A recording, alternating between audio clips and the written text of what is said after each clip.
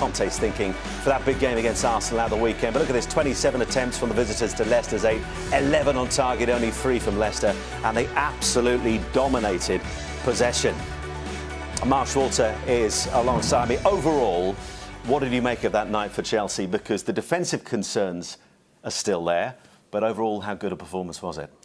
Well, you're right. The biggest concern for Conte at the moment would be in the defence. And I think they're desperately trying to get John Terry fit for this weekend's game, which I think will make a big difference, because he mentioned in the last game, they lacked his leadership and his organisational skills. And I think tonight was also pretty evident. In the first half in particular, that was missing. But from that point onwards, once they got back into the game with Gary Cahill's goal, which was a crucial moment of the game right before half-time, it really only looked like one team was going to win the game. Obviously, there was a defining moment in the game when Vasilevsky saw his second yellow card. But at that point, I still felt that Chelsea were in the full swing going forward, and they would look like the only team that could win this game. And looking at that Chelsea defence, without John Terry there, particularly that first goal from Shinji Okazaki, I mean, you could lay a finger of blame at almost every one of that back line, couldn't you? Yeah, you can. I mean, I think it's a real show of lack of organisation and leadership, I think, at the moment. If you look at this goal, they just stood off. There was a bit of disorganising. No one's really talking. Here you see Gary Cahill kind of thinking, right, it's already dealt with. It's okay, relax. And then all of a sudden, Okazaki, comes into play and scores out of nowhere. And it's kind of... It's just so unconvincing, isn't it, at the back of the moment? It is. And I think if John Terry's playing, that doesn't happen. He's very well organised. He's a real leader. And obviously he's got his experience and he's a top quality player still. And that just doesn't happen. And Shinji Okazaki had 2 before half-time. Was there more uncertainty? And how good a ball was it from Andy King? It was a great ball again, but the thing was the defending. I mean, this is a cross from Leicester, which was really an overhit cross. Should have been dealt with Pedro. Wasn't a great clearance. Andy King here was getting the fans on his back to shoot. Sees a run from Okazaki, and it's a great finish in the end. I mean, he hits the ball into the ground and gives Begovic no chance. And again, it's almost identical. Azpilicueta on the line trying to clear, but hasn't got a chance. If it's not into ground, does Begovic get it for you? I think he does, yeah. I mean, you can see in this angle here, if it's not Begovic, it's David Luiz who's going to block the shot. So it was unfortunate for the goalkeeper. They're very, very difficult to save. And Leicester at this point, heading into the half-time break, I mean, they are cruising, aren't they? And just before the referee blows his whistle for half-time, did they switch off? Yeah, they certainly did. When you see the incident or the corner, it's Wes Morgan here. He'll hold his hand up, like I said, before the half-time break. He'll be in that dressing room saying, you know what, I made a mistake, I switched off. And Gary Cahill with a free header from that distance. You can see there the ball's over the line. Would have been interesting had that not been over the line, had this goal been given. If you look at the Drinkwater's clearance, it comes off David Luiz's hand in the back of the net. But luckily, the referee doesn't have to make that decision. Defensive problems for Chelsea, but the defenders weighing in with the goals. Before this game, Cesar Azpilicueta had only scored 3 times for Chelsea total. He gets his 4th tonight, and for a defender, how good a goal was this? Yeah, it was crucial. It was a great strike. I don't know. If he probably had another 10 attempts at this, he probably hits 9.5 of them over the crossbar and into the stands. But it's a fantastic finish, great technique. You'd expect him, like Andy Hinchley said, to take it down and then smash it, but he doesn't do any of that. Well, I think the fact that the ball just popped up incredibly nicely for him, the perfect ball to hit.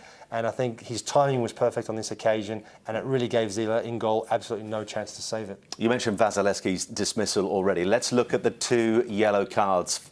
Were they both, in particular the first, justified? The first one, the pull on Loftus-Cheek. Yeah, I mean, it's a clear yellow card. I mean, it's he's obviously got the wrong side of him. He's struggling to get back in position. And this one, it's that over-enthusiasm to try and win the ball instead of holding back a little bit, saying Costa's got the ball under control. There's no chance for him to get the ball. And I think it's just a reflex. Okay, it looks bad. It's not nice. And in the end, it gives the referee absolutely no choice whatsoever other than give a yellow card. First appearance tonight for Leicester. Overall, did it look like a rusty performance from him?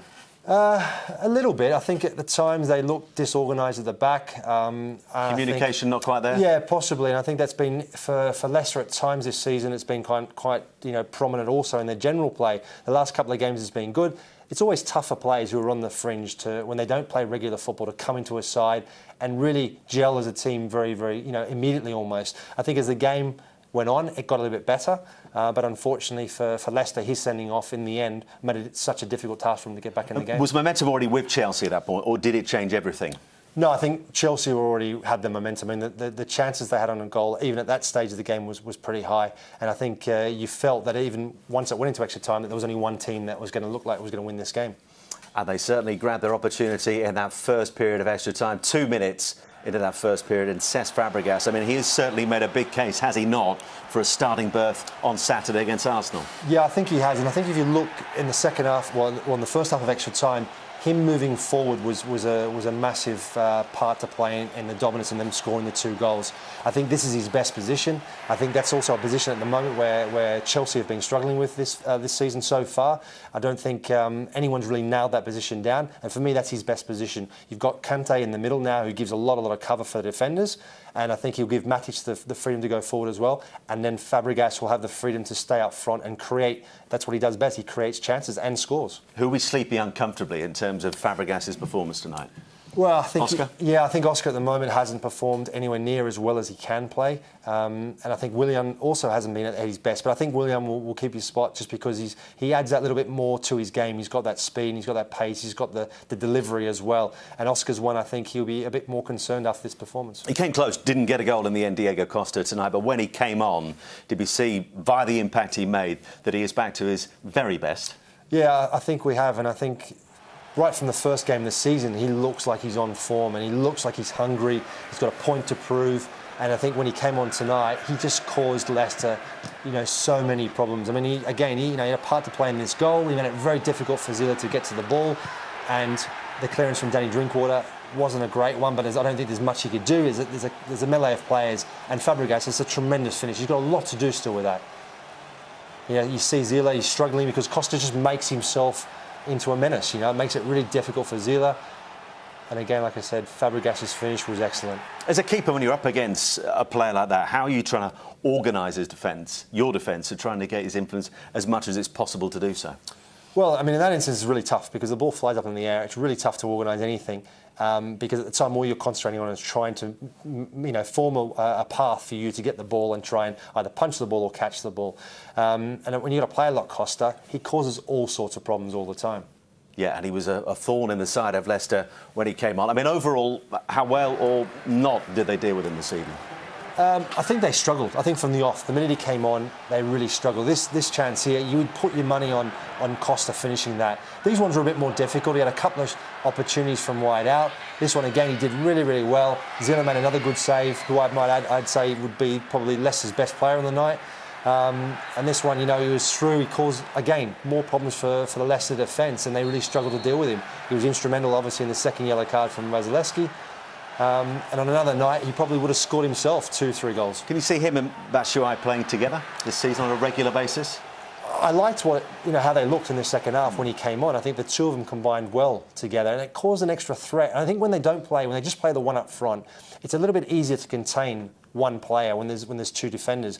When you've got the two threats up front, it keeps your defenders guessing more so. And then I think when you've got two strikers making in runs in behind the defence, in between the lines, it creates uncertainty amongst the defenders. And then all of a sudden they've got to make a decision. One goes, one stays, and they both are looking at trying to defend players rather than one just being almost like the extra man. And if it had been defeat, which at one stage you're looking like it might be for Chelsea, then you're looking at the Premier League and then the FA Cup with no European football. How damaging could that have been for Conte? Well, I think it would have been a real tough one to take, considering the last two performances. And the game against Swansea, I thought they played well, and they were unlucky not to have won the game. They should have been out of reach by the stage they conceded the first goal. But the second game, the game against Liverpool, I just thought they were way off the pace. They didn't play anywhere near to their capabilities or to their strengths. So tonight was an important game, just to show that, we're on the side of the manager. The manager we're working towards what the manager wants us to, how he wants us to play. He's got a game plan. He wants us to be more tactically aware, wants us to be more solid at the back. Tonight wasn't probably the best display in the first half, but as the game went on, they seemed to grow in confidence. And I think, like we mentioned earlier on, Fabregas, Costa were big influences on that. But long term, how's he going to solve the problem of when John Terry isn't fit, how this defence organises itself? Well, he's going to have to work with players. I think that's been one of the reasons he brought the likes of David Luiz back. He knows the club, he knows the Premier League. He is a very, very good player. He just needs to be kept under control a little bit more. He needs to be told what he needs to do, how he wants him to defend. I think Conte is very, very adamant, and he wants to be very solid at the back, and he works on his team. I know they've been working a lot on the training. But if you field. want to be solid, he's not your man, is he, in that position? Well, I think he's capable of doing it. I think you just need to manage it. He's got the discipline to do it, though. Well, I think he has. I think he knows coming back to Chelsea, he has to change his ways, and I think he wants to become the better player. I think he knows that side of his game is not his strong point. Tonight there were a couple of instances where you saw the little bit of the old of David Luiz, where he got a little bit, I think, too comfortable on the ball. He was trying to play out too much rather than actually just, you know what, get the ball and hoof it long. And I think as a defender, you have to do that sometimes. Let's have a look elsewhere at what happened in the other 7 third-round ties tonight. And this is the tale of the night. What a result for the Championship side Preston. Simon Mackinac has got a hat-trick in this game. The winner coming in the 111th minute. Lewis grabbing in a penalty for Bournemouth. For Preston, the Championship side are through. Reading, another Championship side, are through, beating their fellow Championship side Brighton by 2-1. Reading were down to 10 men. Tyler Blackett sent off in the 41st minute. Liverpool, the 8 times winners, are through to the 4th round. Again, 3-0 winners against Derby County tonight. Coutinho and Origi amongst the scorers. Norwich City went out to Everton in the 4th round last season, have knocked Everton out this time in the 3rd round. Stephen Naismith scoring against his former club. Josh Murphy with what I have been told is a spectacular goal for the Canaries. They're through to the next round. Leeds United beat Blackburn by 1-0. Chris Wood with the winner on the 85th minute. Newcastle United have beaten Wolves by 2-0, a reverse of the fixture we saw at the weekend of the Championship.